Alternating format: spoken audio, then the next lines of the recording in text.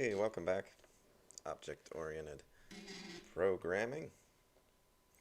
I'm going to do another poll at the start of the hour here and see who's got their Git set up yet. Not Git set up yet.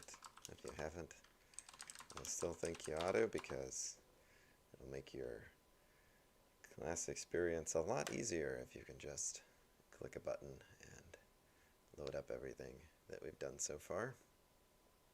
So still not a lot of yeses. Okay. I guess I'll take another poll for the no's. If you want to see a different tutorial or walkthrough on how to set it up. Maybe you don't like the one that you got. It is a little bit long, but it takes probably half an hour. If you don't run into any issues. If you do run into any issues, again, just make a post.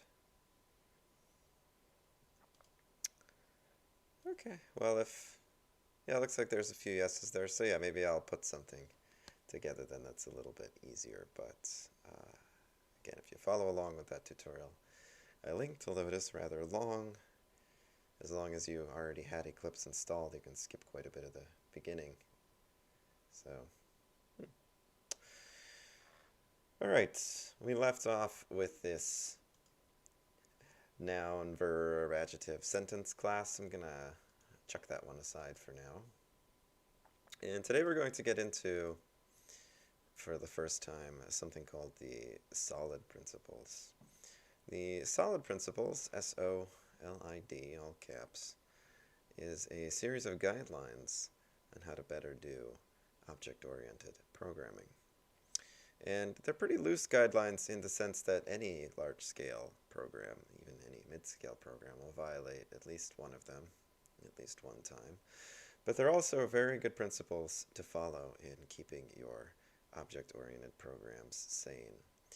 And we're going to start today by going over the most important one and why not following it leads to badness. All right, so I'm going to call this the Liskov example, or Liskov example, because the first principle we're going to look at is actually the third one, the L, which stands for Liskov Substitution, which is an unfortunate name because while I'm sure Liskov and his mother are very proud that he got something named after him, it is a darn complicated thing for something to be called, isn't it?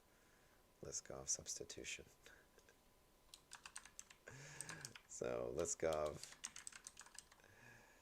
example, Liskov violation example, actually, because we're going to show what not to do. Okay, oops, I already had stuff here. Oh, this must be the intro rather than the starter. Well, I'll just delete this stuff.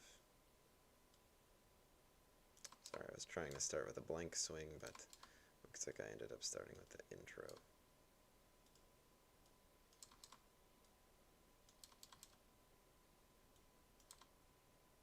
Now that we know what inheritance is and super is, by the way, you might be able to answer the question, what does super.paint component does? Well, it calls the jpanels paint component method, and it happens to be that the jpanels paint component method just draws a blank panel. It basically erases the screen.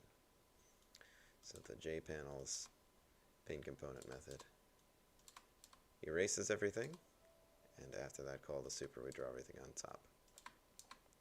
I think swing actually obligates you to call to super paint component before you can do the rest of your drawing. Well, I really should have just started with the swing intro. This is a lot of work to get rid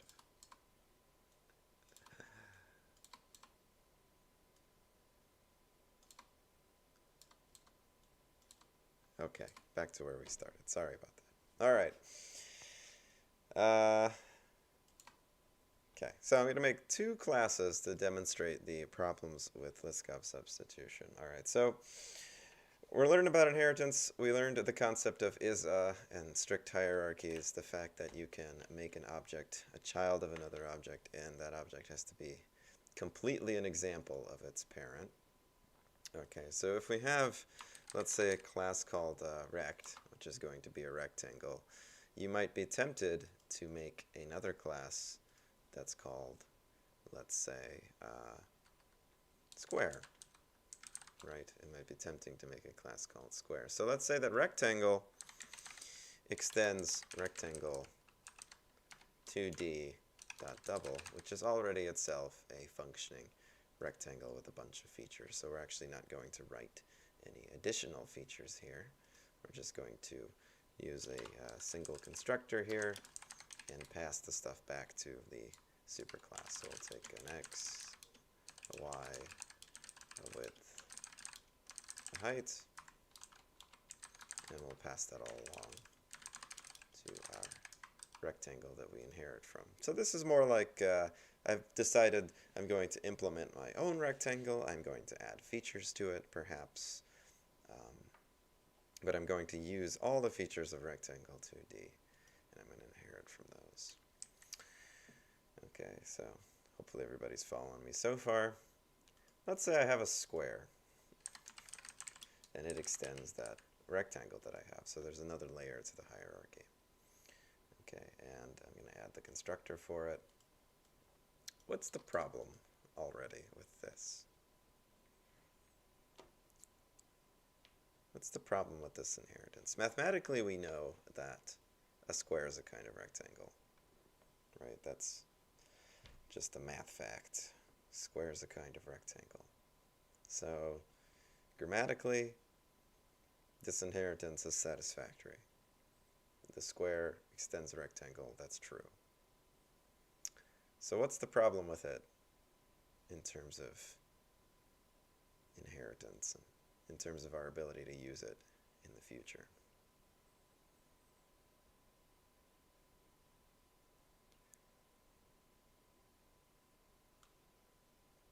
All right, why don't you think about it? Let's create a few of these. Let's go with, now that we have that hierarchy set up, remember we can create, let's say, a rectangle 2D.double. Let's be generic and call it shapes, since it might be rectangles, might be squares. And I'll make it an array of some number of squares, let's say 20.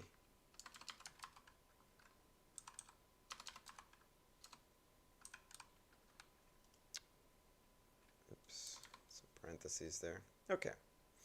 And let's say that I want to populate it randomly with either squares or rectangles. So for int I is 0, I is less than shapes length, I plus plus, we're going to pick a random number. So rand equals math.random. If it's smaller than 0.5, then I'm going to pick a rectangle. If it's bigger than 0.5, I'll pick a square. So we've done that before.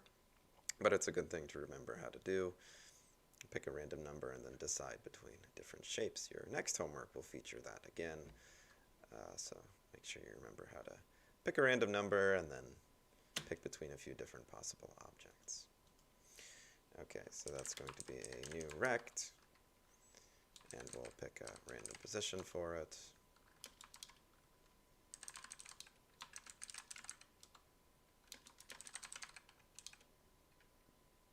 And let's give them all just the size of 50 to start. I'll make the rectangles larger.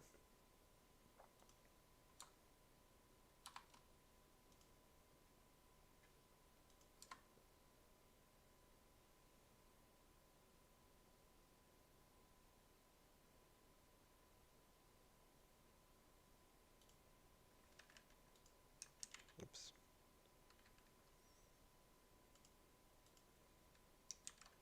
Class rect extends, square extends.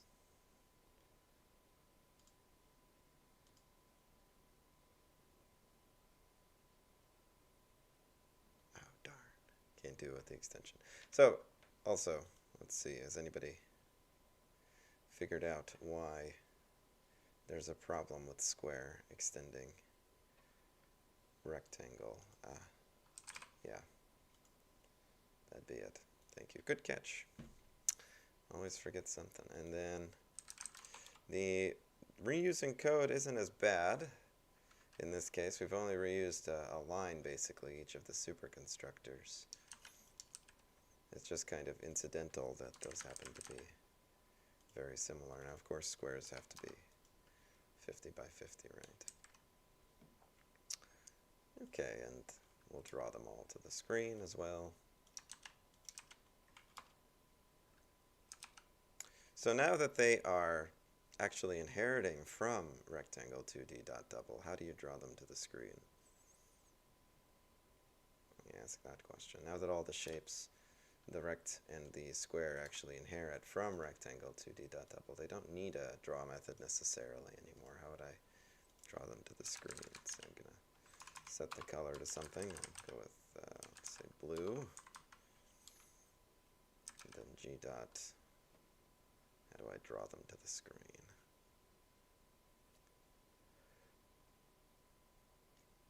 Rect and square inherit from rectangle 2D.double. Right, so rect extends rectangle 2D.double. It means it inherits all of its properties, including its ability to draw. And square inherits from rect, which means it inherits all of rect's properties and all of rectangle 2D's properties.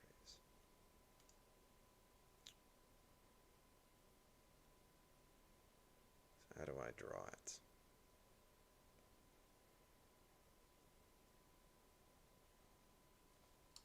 Yeah, I just have to g.draw or g.fill and then pass the shape in as an argument. Now that the shape itself is a rectangle, you don't need to fuss with having a separate display field anymore. You could have them draw just like this. Of course, that only lets you draw one shape, so I think a custom draw method is usually the way to go. But I do want to show you that this is possible now that we're inheriting from a shape. So we should have a bunch of squares and such all around. And I guess just to make this a little bit more interesting, let's add a color to the rectangle so that we can differentiate them.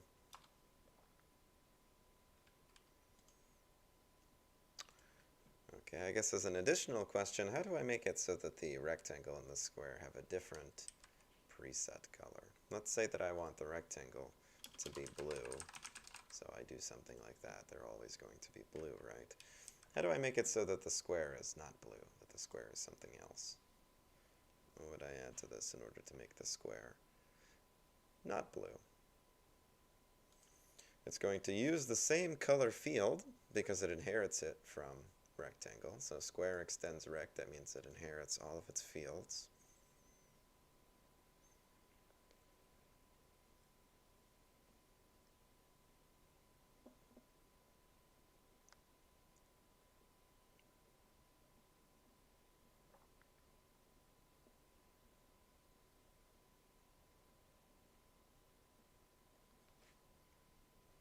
Yeah, we can say super.color equals something else. We can also, just like with this, omit the word super when it's implied, since there are no other colors here. Java's clever enough to figure out that you meant super.color. And also when you have no ambiguity, so when you don't have another color at the top of square, you could use this.color and super.color interchangeably. So this, super, and nothing would all refer to the same color here if there's no ambiguity. If you actually did add, again, another color variable to the top here for whatever reason, then you wouldn't be able to do that. But this is even more confusing than this, right? Because you have options, whereas with this you had two options, now you have three depending on how the fields are organized. So I'm gonna stick with the super one, I guess, to familiarize us with it. Alright, is there any way that I can actually call that color here? Because remember, shapes of I is a rectangle 2D.double. It's the parent object, not any of the children. So I don't have access to the color because the color is a field of rect. So what Eclipse will offer you to do most of the time is, well, let me make it on its own line so it's a little bit clearer. Color C equals shapes of I dot color. Okay. When Eclipse sees that you're trying to access a field in a child, sometimes it will offer you a fix like this, it will offer you to cast the object as a rect or something.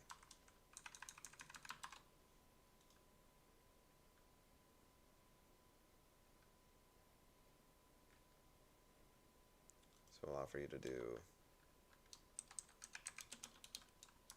again, put it on its own line for simplicity. I think this is too complicated. I'll offer you to do something like this, to cast it as a rect.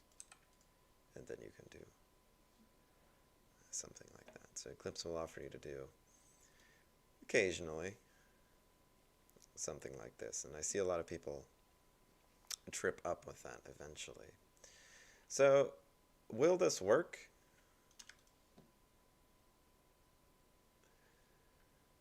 Will this work?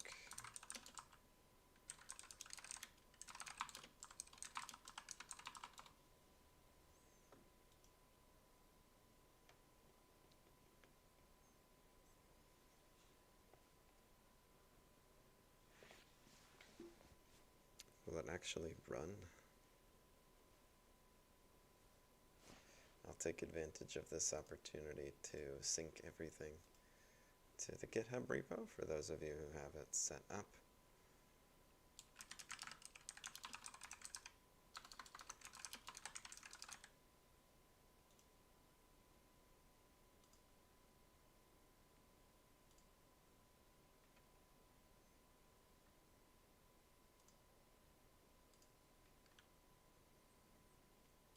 So most people think it's going to work. Let me run this and find out. It does work, right? And in this case, it works because all of the different objects inside of shapes are rectangles, so there wasn't any violation. But if there were objects inside of that array that weren't rectangles, which is usually the case, right? So usually when we set up an inheritance hierarchy, there's more than one child per parent. So there's a possibility that there would have been a different kind of shape in there, and in that case it would have failed, and it probably would have crashed. So this is a really dangerous thing to do, and you should avoid it whenever possible. The only time you ever want to do this kind of casting is when you're absolutely sure that the object that you're getting is actually what you think it is. So sometimes you will cast parents as their children, but only when you're absolutely sure that they actually are their children. So I guess I'll leave a little note here.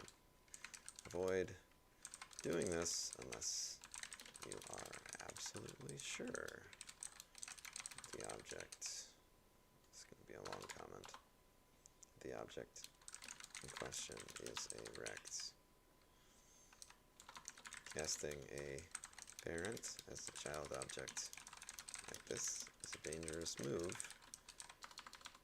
you should avoid whenever possible. What's the irony of saying that here? Look at that, right? What is graphics 2D? It's a child of graphics. Was it safe to cast it there? Absolutely, because it wasn't inside of a for loop. It wasn't alongside a bunch of other different things that graphics could have been. Graphics is also a graphics 2D. That's a one-to-one inheritance hierarchy, so it wasn't a problem here. This is always a safe thing to do. And so you really want to limit this kind of behavior to those kinds of instances. So generally speaking, I guess the advice is generally when Eclipse suggests you to do this, don't. Rewrite some part of your code to avoid having to do this. So generally, if you're having to do this, it's probably a mistake. You probably have an array of the wrong thing, you're treating them incorrectly, etc. Okay. Now what's really a wrong thing, and this is part of the homework that you're currently on, would be something like checking if shapes of I is equal to a rectangle for some reason. And there are ways to do this, but I'm not even going to show you those because I want you to avoid it so much. If you ever have to do something like this in order to properly handle an object, then you've definitely made a mistake, and you need to go back and figure out how to avoid it. So those are methods of last resort that we're going to avoid using in this class.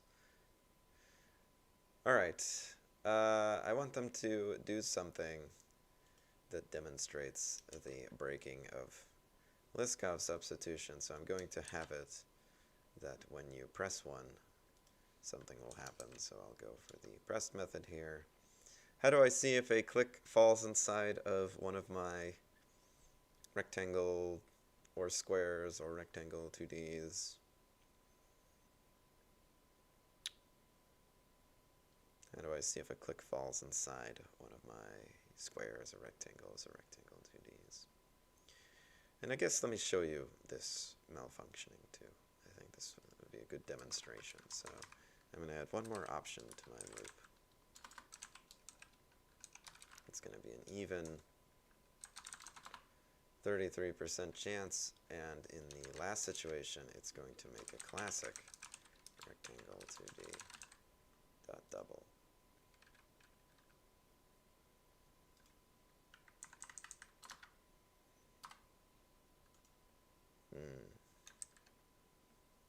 So what happens now?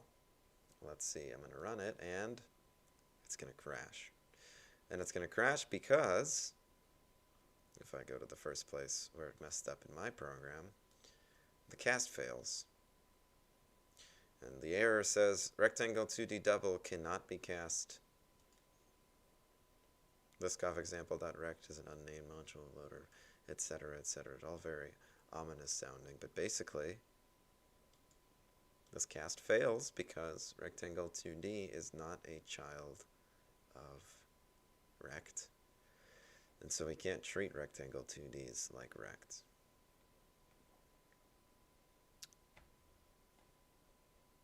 So it was very easy to trigger a crash there. Okay, I'll get rid of that. Go back the way it was.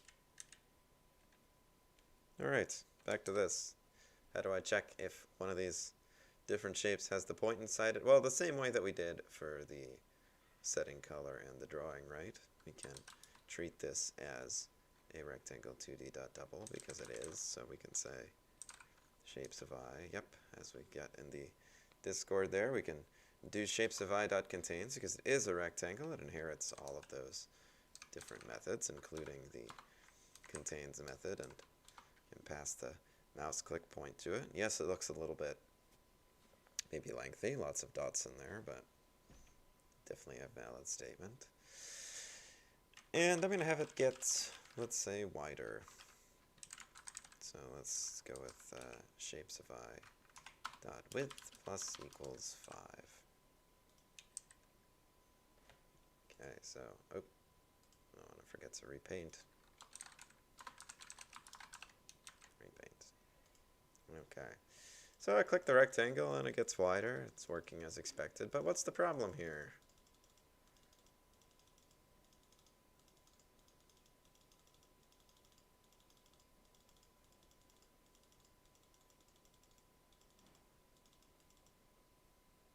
What's the problem? It's a logical problem. It's not a code problem. Everything's working as intended, but there's a problem.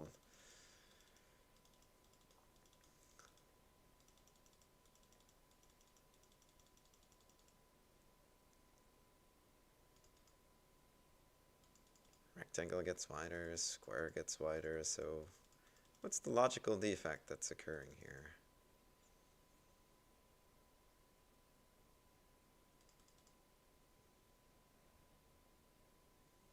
This is the crux of the Liskov problem.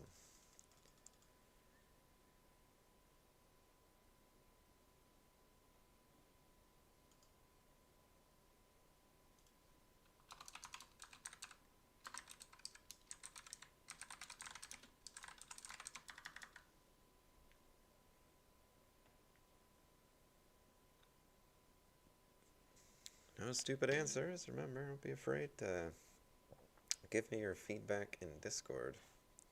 Always like the same 2 people answering everything. It means only 2 people are really learning anything. That's right. Once you increase the width of a square and you don't change its height, it's no longer a square. Okay, and here is what we mean by Lisco substitution. We mean that every child needs to be a complete replacement for its parent. It means that it needs to be almost a drop-in replacement. It needs to do anything that the parent can do.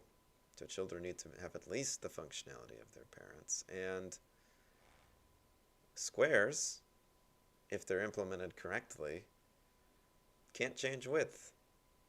They're missing that functionality if they're going to be done correctly. So there's no way to fix this. There's no way for us to restrict access to the width field that we've inherited from Rectangle 2D. It is a public or a protected field, so all of its children have access to it. So even if we wrote a special code for square to handle changing the width, that also changes the height. So even if we did something like this, public square grow, oops, or void grow, sorry, it'd be this dot width or super dot width, whichever you want to use. I'll have a double to grow here. Double dot width plus equals to grow. Super dot height plus equals to grow. Even if we did this, first of all, we can't even use that here because, again, this is a rectangle 2D. So just for us to be able to use it at all, we would have to commit the other sin that I just taught you about, right? The one where we would have to identify what kind of shape this is. So we would either need to cast it, right? We would need to cast it as a square. And then once we've casted it, we can use the grow method. This is going to fail because not everything inside of the loop is a square, so everything that's not will fail the casting operation and crash the program. So that causes us to have to do an even graver violation. We would have to check what kind of object you have. So you would have to do something that checks if shapes of I is equal to a square and then handle it specially. So that would be a violation. And so you can see already that just by breaking that Liskov substitution principle and creating a child that doesn't have all of the parents' functionality, you've created a pretty substantial burden for yourself that's actually quite difficult to work out. And even if you did do all of that successfully, there's still nothing stopping people from doing this, and you can't actually restrict other programmers from doing this. So as you go, you will inevitably try to do this at least once, or something like it, and then you'll be right back in the same place you started, with squares that get wider and are therefore no longer squares. So always keep this in mind when you're building your hierarchy. It's not enough for your hierarchy to look like it does in the real world, where a square is a rectangle. That is true, but you also have to add the word completely to it. A square is completely a rectangle. And when we talk about completely being another thing, we're actually more interested in what features it has rather than its properties. So mathematically speaking, a square is completely a rectangle because it's got 4 points and width and height and all that stuff. But in terms of features, a square and a rectangle do not match. So we typically don't think of features when we think of objects, but that's the mindset that you want to get into. Okay, so any questions about this Liskov substitution example before we go on? I'm going to write a little comment here so you can remember what I said maybe a little bit better. Squares can't change width.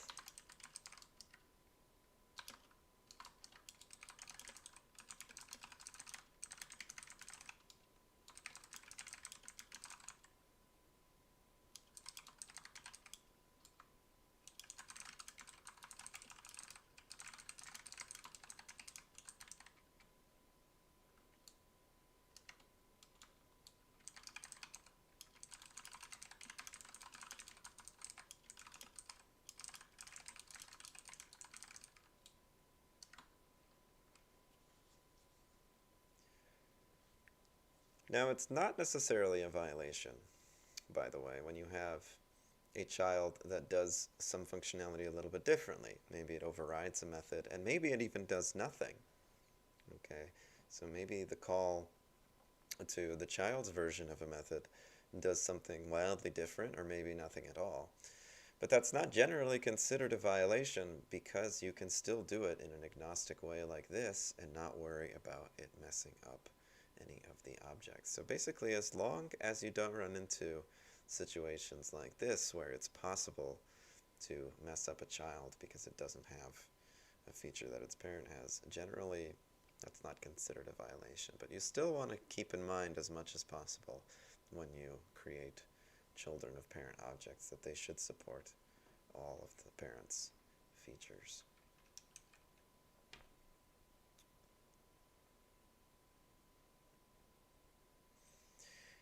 Okay. Any questions? Leave it open for a minute. If anybody has any ideas.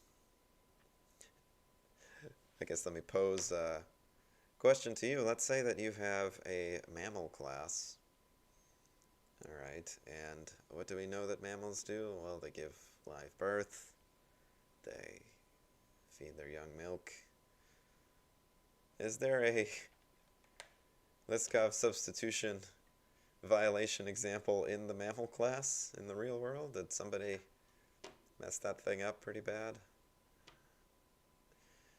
Let's just go with the live birth part. Any mammals that screwed up the live birth implementation?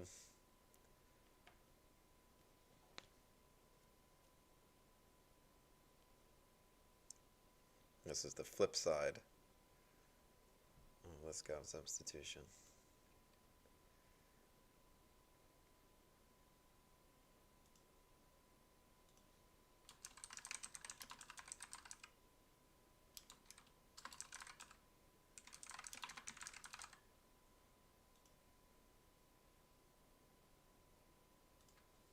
Push the finish version there.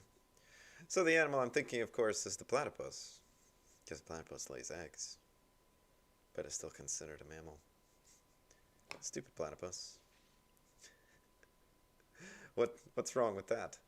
And why did the platypus end up getting categorized as a mammal anyway? You know, I mean, if mammals are supposed to give live birth, why did the platypus end up getting categorized as a mammal anyway?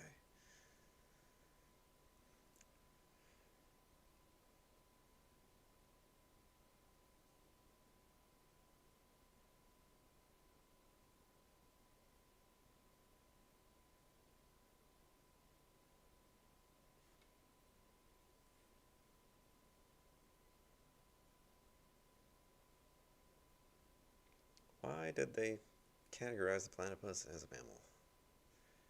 Aside from the fact that it does make milk, which is the primary feature, it violates a bunch of the other expectations about mammals that we had. So why did they do that?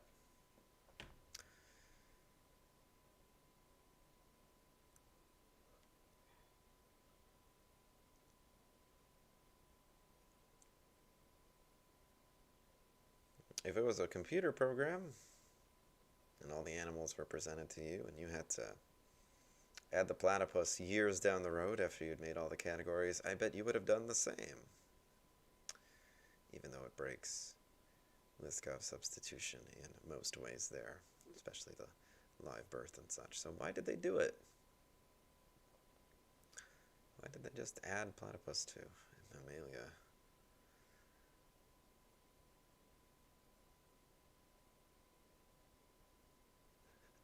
It does feed its young milk, so it's close enough.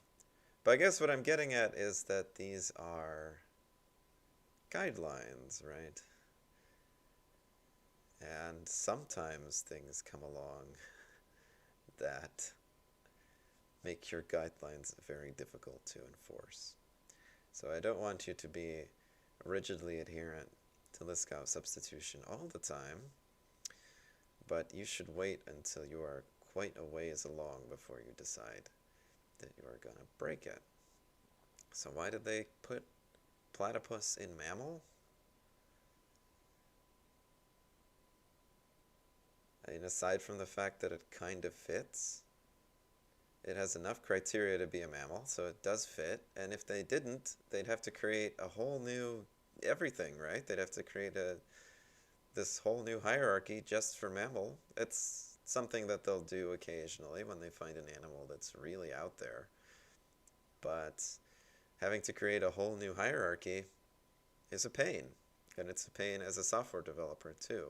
So at a certain point, once you've reached a certain level of complexity, you start to see these substitution violations build up simply because you don't want to replace your entire hierarchy. You don't want to build a whole new one. So only at that point should you start considering breaking these rules or guidelines, I guess.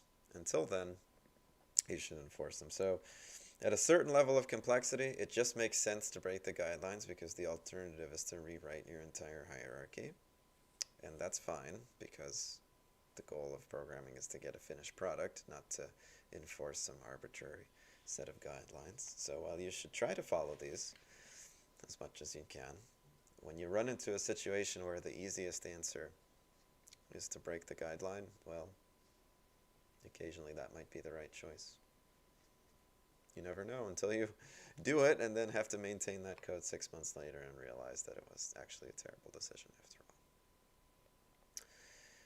All right, let's move on to the next thing. Close out that.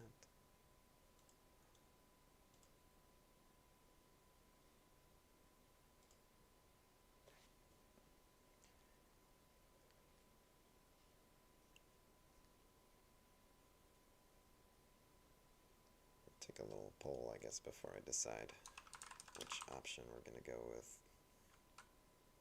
How do you feel about extends inheritance?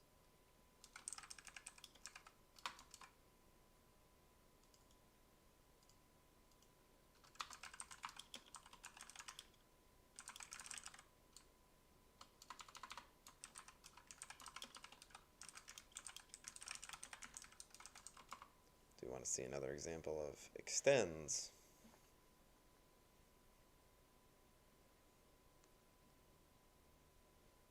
Yeah, so. Alright, well then we can do another example of these. Extend kind of hierarchies. I wanted to bring back one of these. I don't remember if it was pizza shop or sandwich shop. Which one was sandwich shop?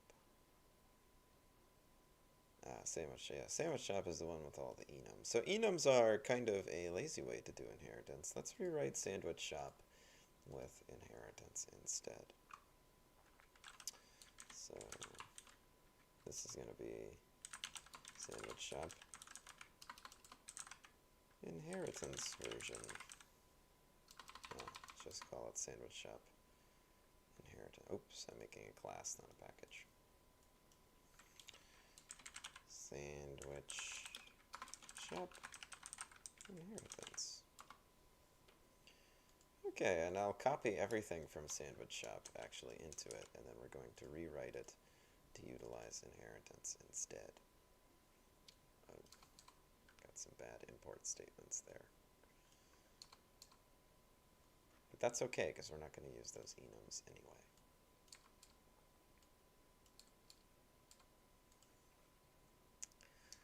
Alright. So first thing, instead of having all of the different toppings, someone asked if I can explain extends and implements. So not yet, because we haven't gotten to implementation yet. We've only gotten to extension. So right now we're still working under the one-to-one hierarchy that Java gives you. You can only extend one thing, and as you've probably already realized based on any of our examples of the panel, you can implement more than one thing. Actually, you can implement as many things as you want. So there are two kinds of inheritance in Java. There's the single parent inheritance, and then there's the multiple inheritance that we haven't gotten into yet.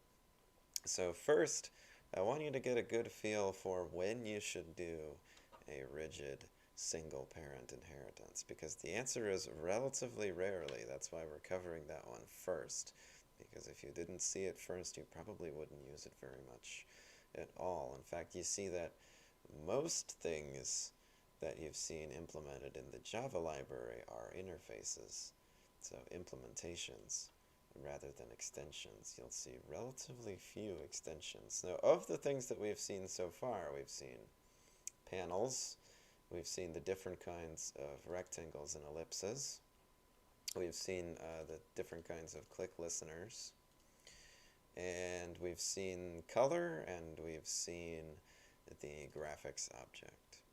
So of the inheritance we've seen so far, we've seen that you can extend panel to do a bunch of different things, but then you also need to implement some stuff in order to get mouse and keyboard working. You've probably noticed that rectangle and ellipse both extend from a common class. What common class do both rectangle and ellipse extend from? What common class do both rectangle and ellipse extend from?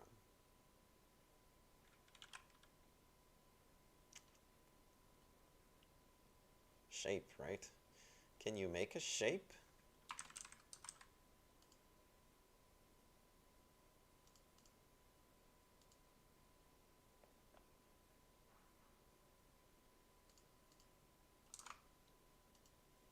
Sure. Will this work? Going back to Liskov, is this gonna work? Oh, darn, I got one error here.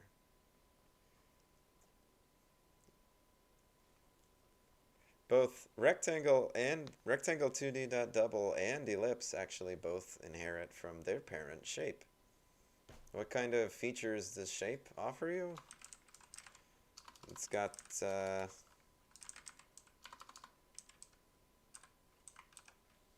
it's still got contains.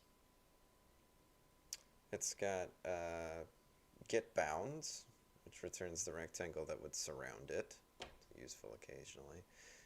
It's got equals and intersects and not much else.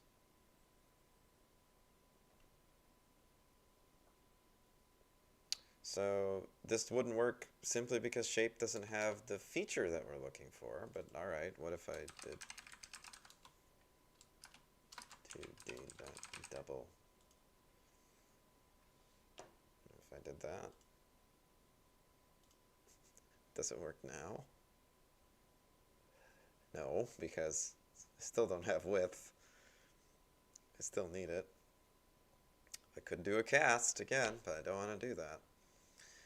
So shape is the class that all the different shapes inherit from, and shape is where they get their functionality for contains and intersects and all that different stuff. It allows you to do that mathematical check for whether or not a point or a rectangle falls inside of this shape.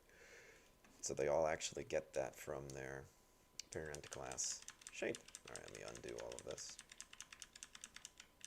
Didn't actually want to change that here. So that was one example of inheritance that you've actually already seen in Java under the hood. You've also seen the inheritance of graphics and graphics 2D, which we only use in this one place because we're only interested in the graphics 2D aspects of graphics, so we perform that cast there. And you've seen, there's one other, but I'm forgetting what it is now. Gosh, what is it?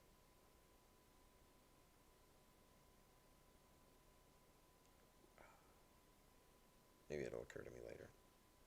And all of this stuff, by the way, comes from the java.awt library. If you look at your imports, you see that they all come from that java.awt library.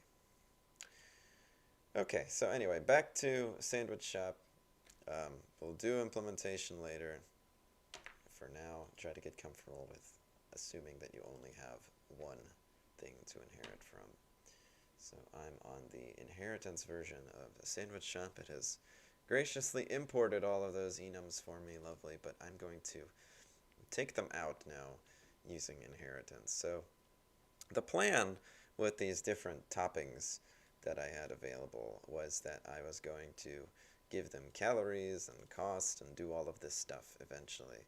And that's why enums are actually kind of like a low-budget inheritance, because you can actually specified different fields and methods for them, so enums are really full-fledged classes in and of themselves, and that means that every option, so if you have your enum meat, brisket, pork, and chicken are kind of like children of meat. So you basically set up a simple hierarchy here where all the different options are children. So what kind of hierarchy should we set up here to replace our enums with inheritance? What should be at the top of the hierarchy? So I want to support, again, there's breads, meats, sauces, and veggies. Should I have one thing at the top of the hierarchy? Should I have multiple things? What should be at the top of the hierarchy if I'm constructing a hierarchy to hold bread, meat, sauce, and veggie?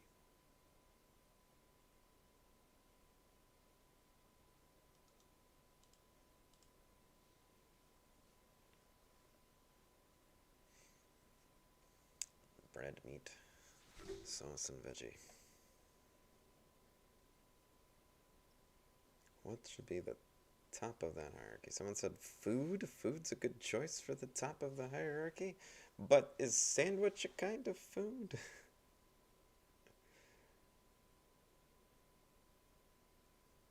Is sandwich itself a kind of food? If you ended up making food the top of the hierarchy, it might be confusing down the road if you looked at sandwich and saw, well, why isn't sandwich food? Sandwich is made of food.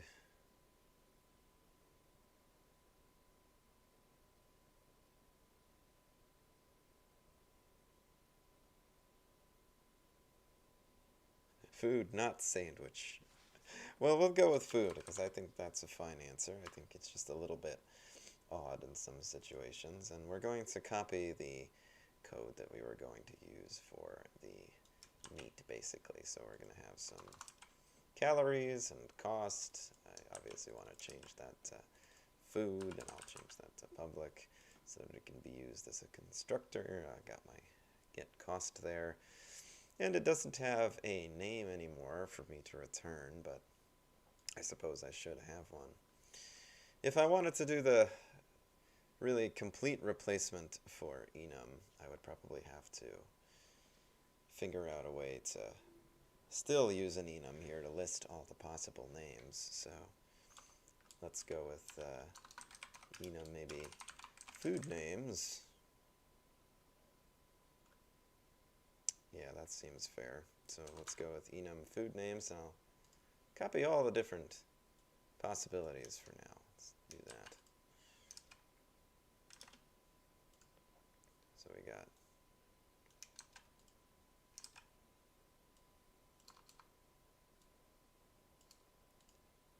brisket, pork, chicken.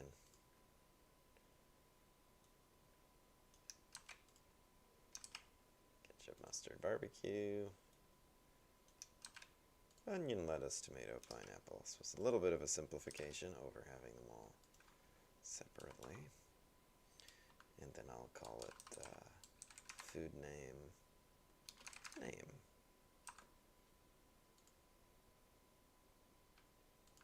Let's go with food name. Okay.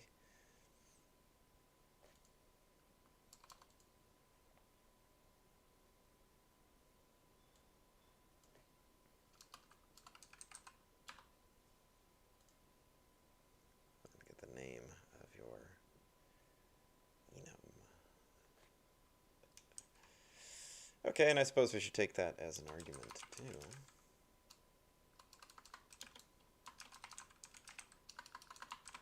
So food name, and those are your options, and we'll set that up. So this is a small simplification. Okay, what next in replacing the enums with a single inheritance hierarchy? What should I make a child? And if I do make a child, what should it be called?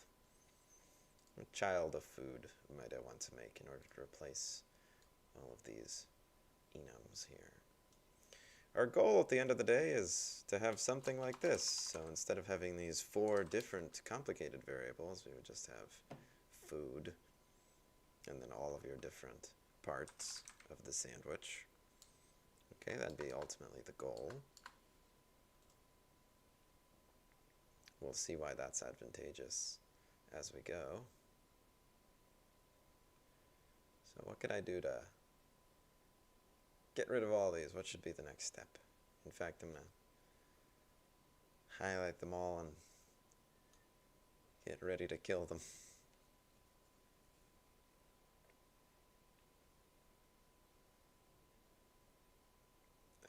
The children can be bread, meat, sauce, and veggie. That's true, right? Well, the problem with having those children is that to an extent we have violated Lisco Substitution, because bread doesn't have all these name options and meat doesn't have all these name options. It only has this many. All right, so while this isn't a terrible violation because, well, it's not that big a deal if you have a piece of bread called barbecue, it is a little bit weird. So think about it as we go. Think about a way that you can make it so that only bread can be wheat, rye, or plain, and only meats can be brisket, pork, or chicken, and so forth. So something to think about there. All right, so I'll make a bread class. Bread extends food. There's the super constructor.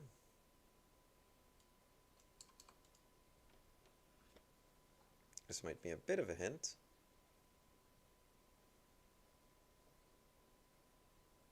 A bit of a hint. What could we do instead to have it limited to the choices available? We could have, we've done something similar before, something like a food type. We've got bread, meat, veggie, and sauce, is it? All right, so food type, oops, uppercase letter. Okay, what if instead of taking the name you simply took the type? We'll deal with the names later as we go, and we set the type this way. I'll comment this out until we're ready to deal with it, so to deal with food names later. Okay, so what can we do? Just make that return the type for now. What can we do with our bread?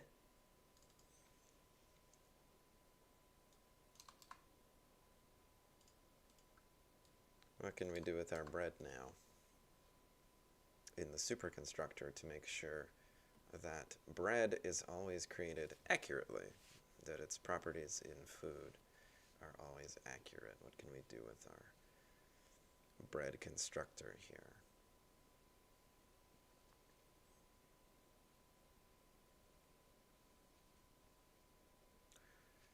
Something to think about as we're looking at this too is that, remember before when we wanted to use an enum, we had to either import it or reference the class name. When something is a child of, bread is a child of food, we get direct access to all of food's enums without having to do an import. So we see food type here with no import. So we're actually able to use those enums directly. That's really convenient, having all of those come from the parent.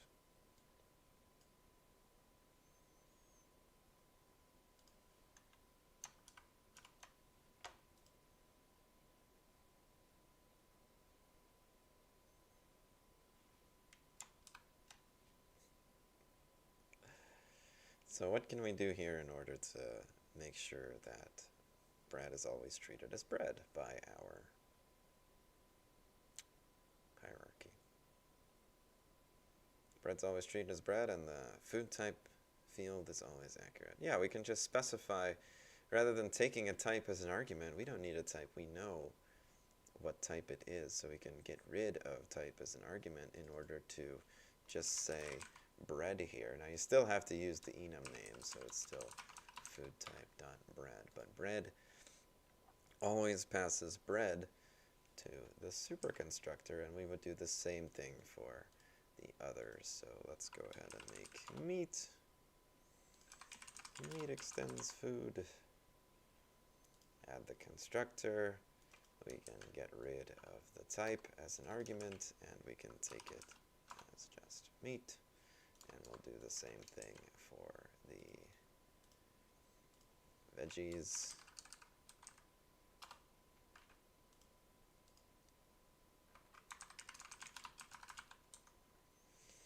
So, is this a violation of the rules? Well, a little bit to an extent as well. What's the problem here?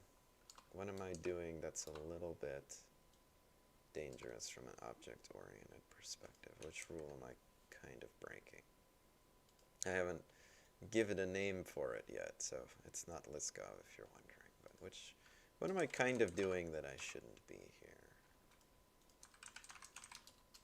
Or that I should be wary of doing? Because there are definitely situations like this one where these are kind of essential to do, but at the same time, this gives me an opportunity to do something that I'm not supposed to do.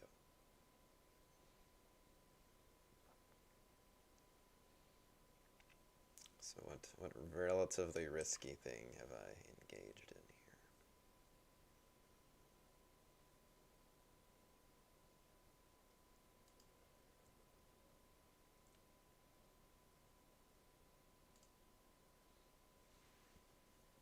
Relatively risky thing have I engaged in here? Okay, now I'm going to begin the process while you answer that question of replacing all of the enums. I'm going to just delete all the enums that I once had in class sandwich.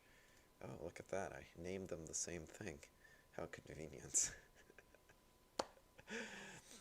Convenient indeed, right? Convenient indeed. So, what dangerous thing did I do?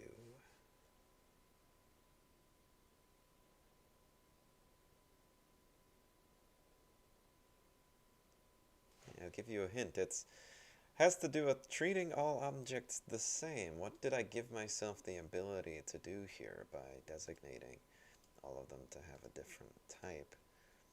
What am I now capable of doing that I shouldn't be capable of doing?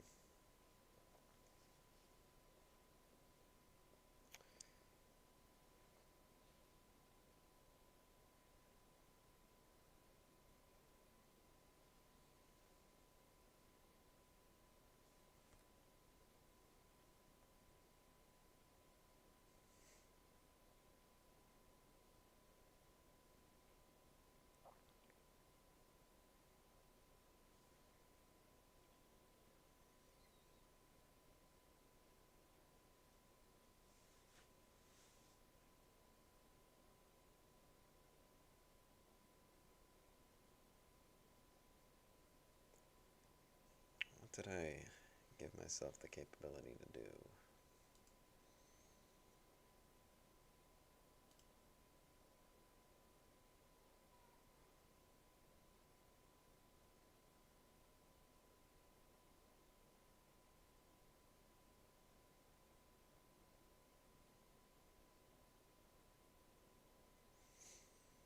I gave myself a type. Someone asked if I don't need a type. Well, if I've decided that I need one for whatever reason, in this case it's because toppings are treated differently. You only get one meat. You only get so many sauces. You only get so many vegetables. Okay. So I kind of need one in the sense that there is some stuff that I want to enforce based on type.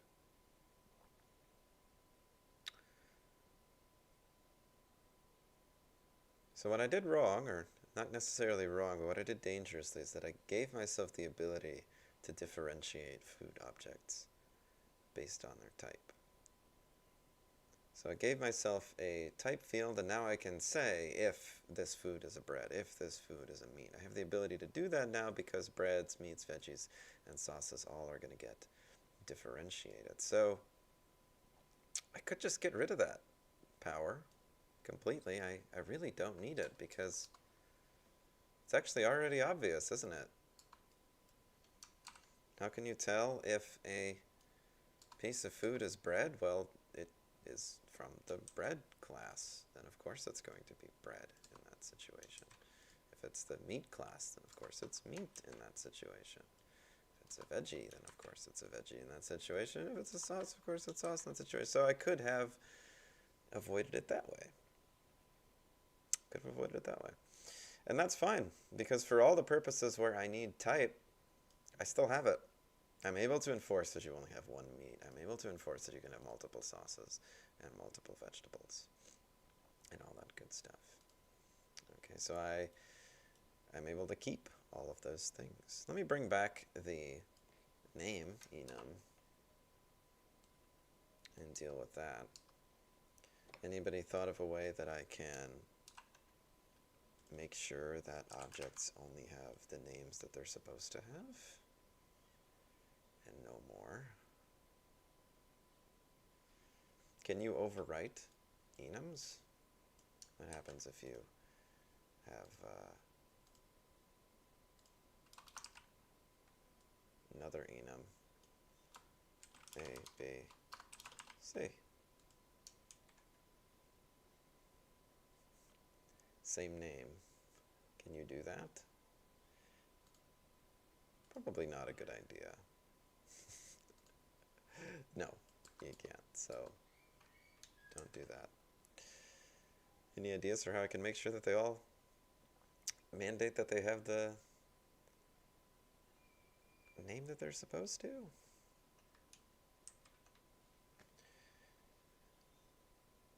Well, I guess it doesn't matter. Let's see what I actually used the name for. So I used it to print the description of the sandwich.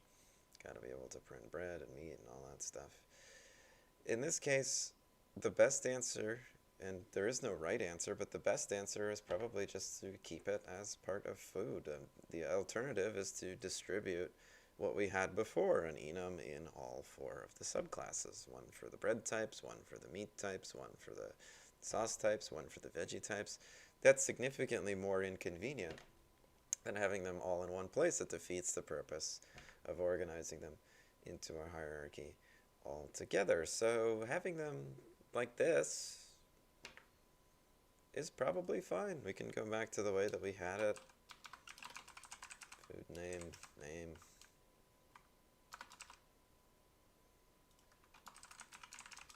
Of course, now it's going to complain in all of my subclasses that I'm missing food name. So, food name.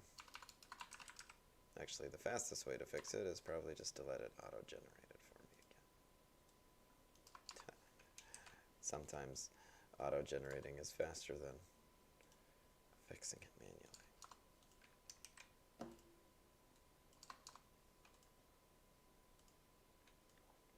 Okay, so the moral of the story here is that the decisions are not always obvious. There's often many different choices.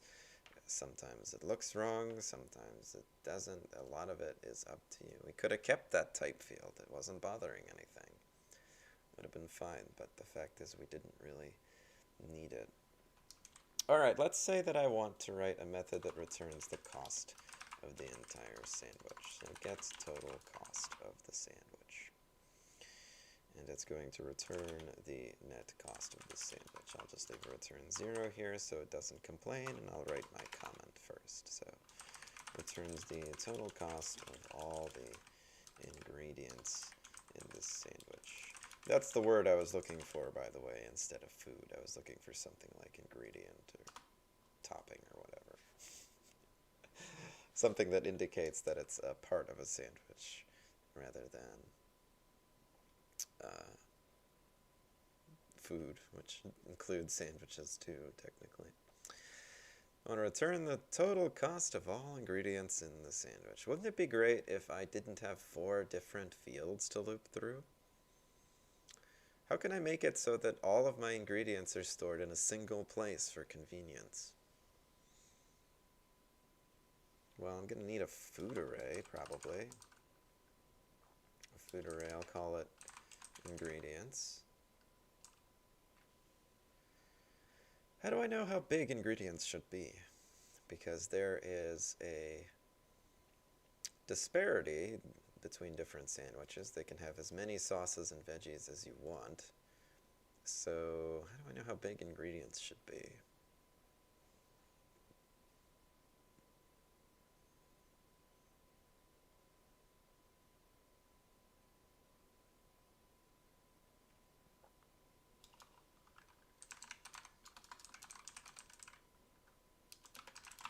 What do I put inside these brackets here?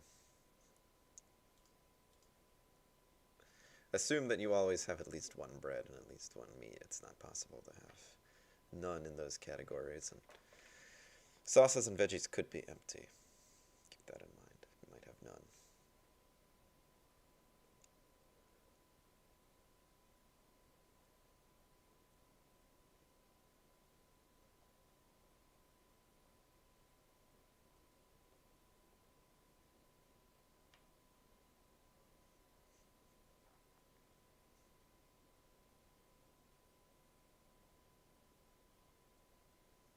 So we got the 2 from Discord. The 2 is definitely correct because we got bread and meat. We might represent that better. I would probably say just 1 plus 1 or something. I don't know. Something for clarity to indicate that bread and meat are counted as one item in the food array. And then we want to do the length of the sauces array and the length of the veggies array. So this would fit all of the different possible foods. Okay, and for something complicated like this, length is 1 bread, 1 meat, and however many sauces plus veggies. It's a good place to leave an inline comment. Okay, how do we put all of the ingredients into the food array? This is a hard question. How do we get all of the ingredients into that ingredients array? So I want the breads, the meats, the sauces, and the veggies all to be in that array. I'll give you a hint. It normally helps to have an index variable like k, for example. And this is going to be like, if you really want to be specific, the next available ingredient. We've done this some number of weeks ago, so most people have probably forgotten, but this is a pretty common pattern that you'll see when dealing with putting things into arrays. And pretty soon we're going to move on to a way to do this even more easily, but you really ought to be familiar with this pattern of doing it with arrays.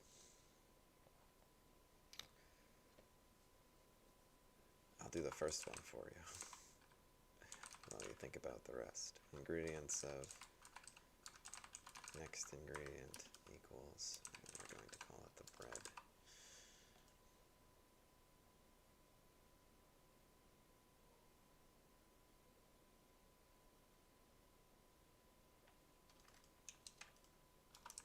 Do the second line for you as well.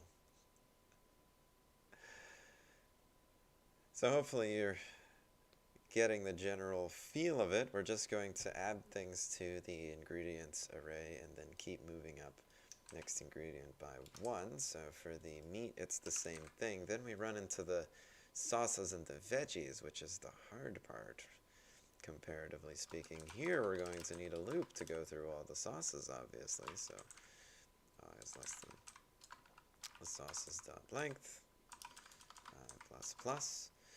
We also could use the fancy for loop. We haven't seen that in a while, so let's go with that because we don't actually need the index here. So for sauce S in sauces, or sauce, I guess.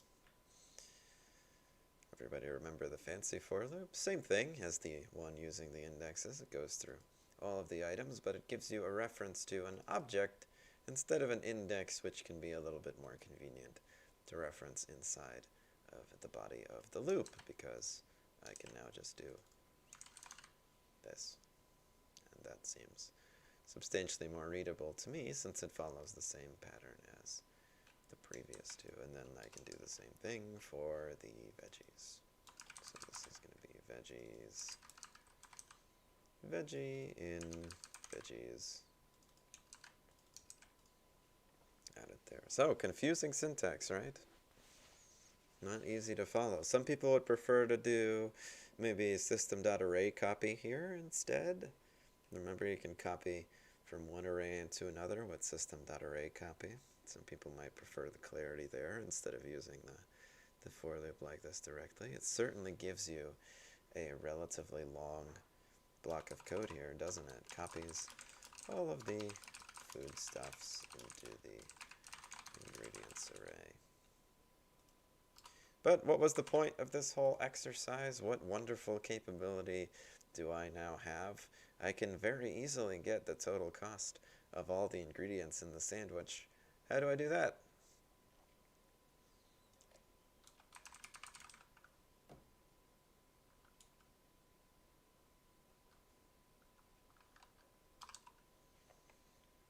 How do I get the total cost of all the ingredients in the sandwich now with relative ease?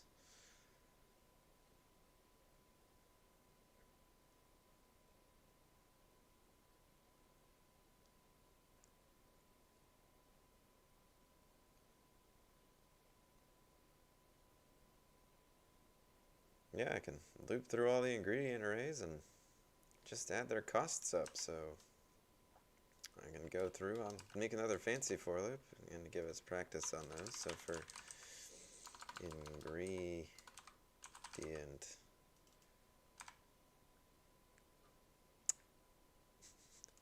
it's a food, not an ingredient. Darn. So for food F in ingredients, I used the this there just to get the spelling on it very quickly because I'm sick of spelling ingredients. So total equals, what do I do here? How do I add to the total in this fancy for loop format? Total plus equals what? What's the right hand side there? And you'll notice I can do the same thing to replace this whole very complicated thing that I wrote here, right? So rather than all of this, I can now say string out equals blank, and then I can loop through and say total plus equals, yes, it's going to be f dot cost here and f dot toString here, out rather than total. And then I was also going to add some of these extra words like sandwich width and everything, so I could probably keep those, I guess. Sandwich width. But this is obviously much shorter than this. If I wanted to keep the fact that it had the words bread and meat in there, I could have done that too. Oh, I also have a little extra space that goes at the end of every statement. I could have done that by printing something differently at index 0 and something differently at index 1. The way I've structured it, the bread is always at index 0, the meat is always at index 1. Next time we'll look at why we actually have these. Do we even need these anymore? If we can do this, is there a way to replace these? Next time we'll look at that. And that's it for today. So I'll upload what I've got here. I'm going to fix the bug so that it at least runs and then upload what I've got here. Okay, see you next time. And don't forget the homework is due on Thursday.